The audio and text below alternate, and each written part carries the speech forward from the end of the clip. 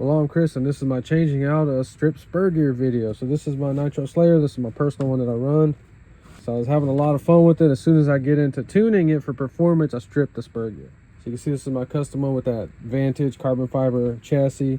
You have the option of 36, 38, and 40. I'm sure you can run different combinations. This is just what they sell in the book. Let's see what's on it. I believe it is a 38. On the Slayer, it's kind of annoying to change this out. See how that spur gear is just... teeth are just ripped right off of it. So you want to pretend you're like in a pit crew. Do this as fast as possible. So we're going to take the 4 screws off of the engine. So you're going to need a long Allen extension, and we're going to go ahead and loosen the exhaust from the mount back there. So let's go ahead and see how long it takes us to do this.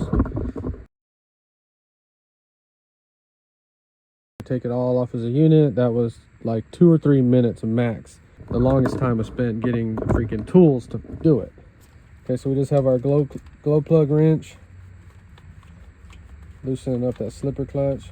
All right, so if they don't have the spring, they're going to use those opposing washers. So just make sure you have those little opposing washers. They're kind of concave, they're not flat. And we took the spur gear off. 38 tooth, get your bearing out.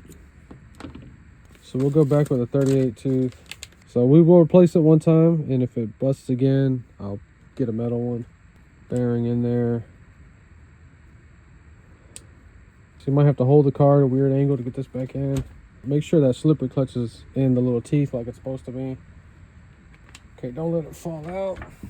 Just don't let the slipper clutch piece fall out. Go ahead and snug it all the way up till it stops. I don't know what it says in the book. I just give them about a quarter turn off. I actually do have a Slayer book. I should go look at it. Then just spin it. Okay, everything looks fine. Let's put the engine back on. So once you strip a spur gear, you really do need to go back in there and check your gear mesh with a piece of tape. I usually eyeball all my gear meshes, but it seems like some vehicles just don't give you a problem. If you have an easy start, make sure that little yellow wire is where it needs to be. So we're not really zooming in on this video because it's hard to even see what's going on in real life. Make sure you get the engine tightened down all the way. Then we're going to kind of check that gear mesh and look at it. I guess it's a little bit loose. I guess it moved a little bit. I don't set them that loose.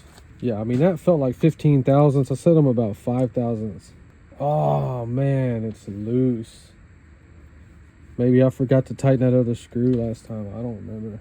So it is bittersweet to admit that, but at least I know now it was my fault. It got a little bit bigger than to go around saying that we had so much power behind this 3.3 that we ripped the teeth off the plastic gear. Don't ever be one of those people that just makes up stupid stories that are always in your favor. So we got about 5 thousandths. That's how you set your gap. Okay, so about 5 thousandths. I'm going to go ahead and set this one by ear again, or by eye. You know, and I always talk crap about over torquing screws, and people are like, oh, well, you have to tighten them because they're going to come loose. You think I don't know that? You think I don't know they come loose? But you can only have so much stretch on a tiny little screw before it goes pop. Okay, so this one was the one that I didn't go back and tighten all the way. Let's see how loose it is. It's kind of loose. It's, damn. Okay. So I use this as a gauge for my torque because as soon as it starts, we're holding it at the end. As soon as it starts feeling too bendy, we stop. Check it again. Sometimes it'll move.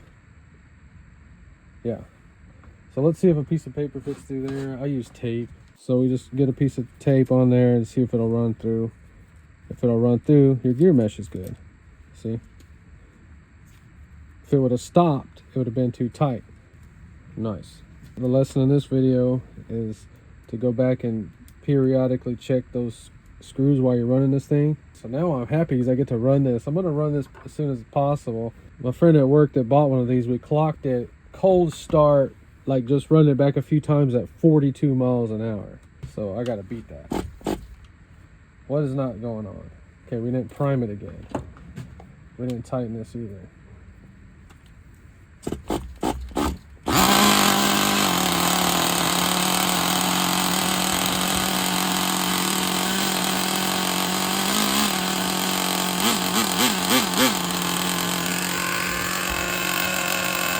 And these kind of repairs like this, they suck. You just get off your butt and do them. We're back in service now. So let's check that gear mesh one last time. And we know now to check it when we're out there running. It feels perfect. Start it up one last time before we take it out in the field. Just a little test start. Oh, we pinched the line.